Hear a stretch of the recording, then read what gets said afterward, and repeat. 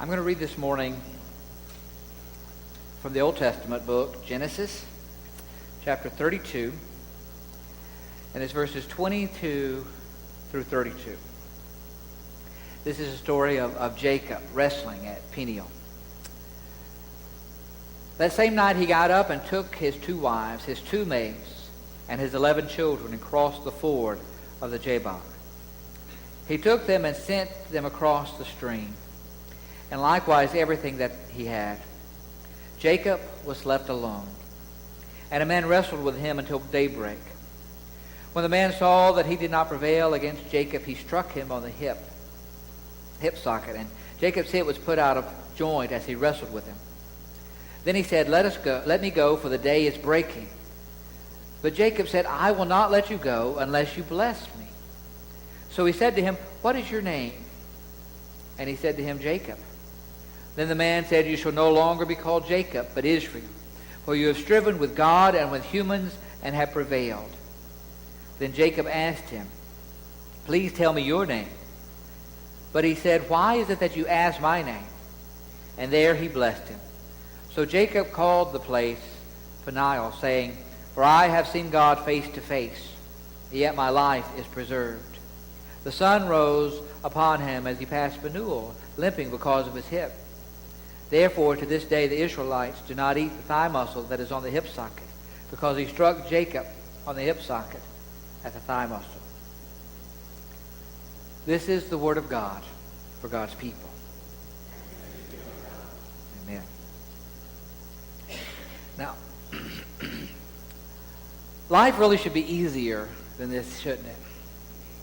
You ever thought that? You ever felt that? I tell myself that over and over again. Life really should be easier. I mean, that's what it looks like on TV, right? Wouldn't you love to live like those commercials that you see? Yeah. Me and my family sailing the ocean or living in the mountains. No cares, no problems, no responsibilities. Just enjoying everything, right? Get up when you want to. You know, the best part of waking up is Folgers in your cup. Well, yeah, no, you get up and you get the Folgers in there just so that you can get up and make it to the next thing you got to get to. You're not waking up smelling the coffee. You're waking up saying, "Where's the coffee? Give it to me now." But there are decisions that we have to make. There are problems that we face every day. A vacation or a retreat like I just went on, they're great experiences. It's good to get away. To get away from everything, but then we have to get back to reality. We have to go back, right? Yeah, I eventually had to come back home. We all want to take it easier, with fewer obstacles. But it's not always the way that we need to go. Yet we would always like to take the path of least resistance, the path that seems easier. But that's not always the way that we need to go. I remember several years ago I was directing the junior high camp at West of Pines. And I remember that first year. And they had the directors up at the house here, and the camp was down here. So everyone would get up, we'd walk down the hill to the cafeteria. Then we'd walk further down the hill around the place to the tabernacle. Then we'd walk back up for worship at the outdoor amphitheater there, and then we'd walk back down to the tabernacle for something, and then we'd walk back up to the cafeteria for lunch, and I'd walk back up to our place to get something, and then walk back down. You know, by the end of the first day, when I woke up on Tuesday morning, my legs were killing me, because unlike, I know you can't tell by looking at me, but I'm not the most athletic person. You weren't supposed to laugh at that, but thank you. But I was sore when I woke up on Tuesday, and I didn't know if I could make it back down that hill. But I was the camp director, so I had to go that day. So I went back and I did it all again. But you know, and Wednesday morning I got up, I was sore again. But you know, by Friday morning I got up and thinking, you know, I'm not quite as sore as I was on Tuesday. I think I'm getting used to this. You know, all that walking has begun to help. Now, wouldn't you know it, about 2 years later, they got the director's golf cart, so they rode everywhere. But then that wouldn't have helped my sermon today, would it? But I noticed that by the end of the week, all that walking had started to help. And even though it was a struggle to begin with, by the end of the week, I was getting a little bit stronger and worked out those kinks, worked out those sore muscles. What at first had been a great struggle for me had actually, over time, made me stronger. In the story that Jacob here is wrestling with this angel, we see a tremendous struggle that Jacob is going through. And if we read carefully, we notice that it's not just a physical struggle with this angel. That's not what is really underneath this story. But with Jacob, there's an emotional battle going on with him. The choices that he has made in life have led him to this point, almost to his breaking point. You notice how he brought all of his wives and all of his children. Yes, all of his wives. Remember, this is Old Testament. All of his wives and all of his children and all of his livestock and the whole household. And he was moving along. So he needed time away. He was struggling, and he needed time by himself. He was fleeing from his father-in-law. He was running away from his brother. He was running away from himself and his name. But mostly he was fleeing from God. He had nobody to blame for this situation that he found himself but himself. Granted, he didn't have a choice as to what his name was going to be at birth. Jacob. And you remember that story where he came out after his brother Esau and he was holding on to his brother's heel. Maybe he did have a choice. Maybe that was his choice even from the beginning, because he was grabbing hold to his heels, so they named him Jacob, which meant supplanter, which meant heel grabber, which meant thief. Thank you, Mom and Dad, for that wonderful name. However, he may not have chosen that name for himself, but he made a choice that he lived up to that name as he grew up. He had tricked his brother into selling him his birthright for just a bowl of soup. He deceived his own father to give him a blessing that was intended for Esau. He cheated his father-in-law out of the best of his flock. Now Jacob is reaping exactly what he has sown. And Jacob is just now understanding the impact on his life of the choices that he's made. How many of you saw the movie The Lion King? Okay. It's been out a while. It's a great movie. If you haven't seen it, even if you don't have your children or grandchildren with you, you ought to watch it. It's a good movie, and it's got some great themes in there. In the movie The Lion King, it's a cartoon, and you have the young lion Simba. And he is the heir to the throne, the king of the jungle. Well, something happens when he's a young lion, and he thinks that he's caused his father's death. And he's so afraid of what people will think and what might happen to him if people think that he's caused his father's death, that he runs away. He runs and he meets up with these most unlikely of people, a little meerkat and a warthog and a lion. They're the best they become best of friends. And they live in this place that looks like paradise. Nobody that he knows is there, and they just do just like I said at the beginning. They live their life carefree. There's this song that they sing called Hakuna Matata. And it's an African phrase meaning no worries, no troubles. It said that's going to be our philosophy for life. No worries. Here we are, we're living, we got plenty to eat, we've got plenty of water, nobody to bother us, nobody to threaten us, no worries. That's going to be our life. But a turning point happens in the movie. Simba has a vision of his father. And he realizes that even here he has a choice to make. He can keep running away, or he can go back home and face his destiny as the king of the pride. Simba's struggles with his past has made his life miserable. And while on the outside he's singing that song, Hakuna Matata, and no worries, inside he's slowly withering away. His choice had separated him from his family, from his friends, from his life. And it led him to lead a life that was not his own. He was forgetting who he was and who he was supposed to be. He had forgotten his name given to him by his father. A name that would direct his life.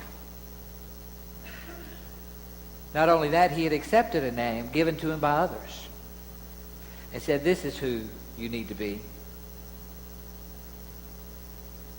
He allowed that to drive him away. But there, Simba has a moment of insight, and he makes the choice. And he chooses not to let the past continue to haunt him, to keep him from his responsibility, to keep him from being who he was supposed to be. He knows that his purpose is to be the king. And once he gets a clear vision and a direction for his life, his pain doesn't go away, but it no longer interferes with his decision. The wrestling match here at Peniel, Jacob is wrestling with the angel. And it seems to be a summary of his life. Constant fighting and struggling, pain and desperation. Jacob tries to make, here in this wrestling match, tries to make one more deal. Con one more person out of a blessing before it's over. And it seems like the identity of the wrestling partner changes. It starts off that he's wrestling with an angel, but in the end it almost sounds like Jacob's actually wrestling and talking with God himself. And in this encounter, God, who seemingly can't prevail over Jacob, has the upper hand.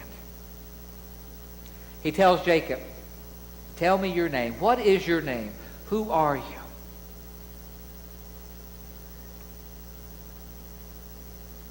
Think about that question for a moment. If that were you, how would you answer that? Who are you?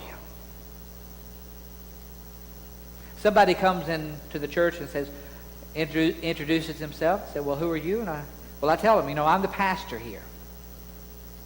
In another setting, it would be, well, I'm Marcia's husband.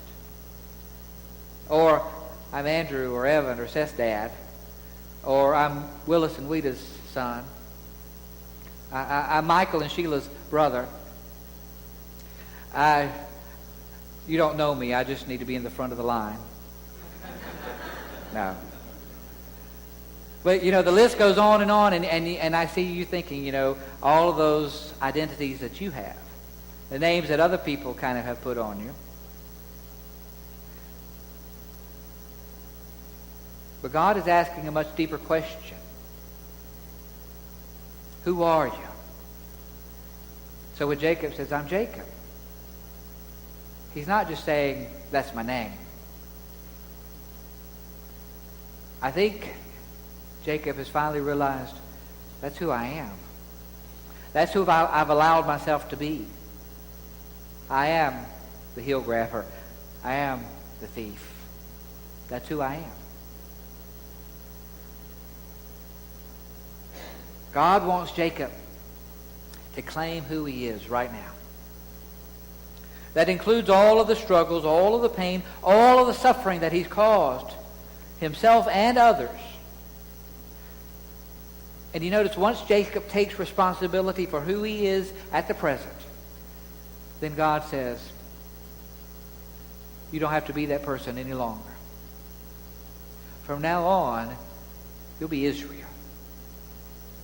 Now you will fulfill what I promised through your ancestor Abraham. Now you will fulfill the purposes I have for you. You and your children will be a witness for me to the world. After Jacob encounters God and receives a new name, a new purpose, his whole life begins a wonderful transformation. He's reconciled with his brother. He's reconciled with his family. And from this point on, Jacob, who now is Israel, follows God's way instead of his own way. I think I need to say that again. make sure that sinks in. That he follows God's way instead of his own way. It's so easy for us to want to go our own way. And so we ignore God and we don't listen and we turn away. But if we follow God's way, we'll find it's a much better way. Now, this doesn't mean that Jacob won't face any more problems, that he's exempt from any more pain. In fact, he's going to have that limp for the rest of his life. That doesn't go away. That injury is a constant reminder of what's happened here this day. That pain in his hip is a constant reminder of his wrestling with God and wrestling with who he is supposed to be. And in this instance, his pain becomes for him his blessing. Jacob's struggles bring him pain, but they also lead him towards healing and reconciliation. All of us have to deal with problems in our life. We have parents and friends and teachers and co-workers and neighbors and the rest of our family and a lot of people that we relate to. And we don't always get along with each other. We face death and we face illness. The list of our concerns could fill our sanctuary. But God is calling us today to tell us that we don't have to face these concerns alone. Healing comes from letting God be with us and letting God help us. God comes to us today and he asks each one of us, who are you? What's your name? See, he wants us first to recognize the name that we call ourselves. Acknowledge the path that we have chosen up until this point in our life. When we come clean, when we confess who we are before God, then God will say, from now on, this is who you are to be. And he leads us in his way. The confirmation material that was out a few years ago, there's a new one now, but the one that was just before it, it was called Claim the Name. And it had your basic instructions, about being a Christian and being a Methodist, and it was wonderful. But I just love the title, Claim the Name. One of its emphasis was that up until this point in your life, it told those going through the class, you've been taught about God by your pastor, your teachers, your parents, your grandparents, a host of other people. They've been telling you who God is and who you ought to be.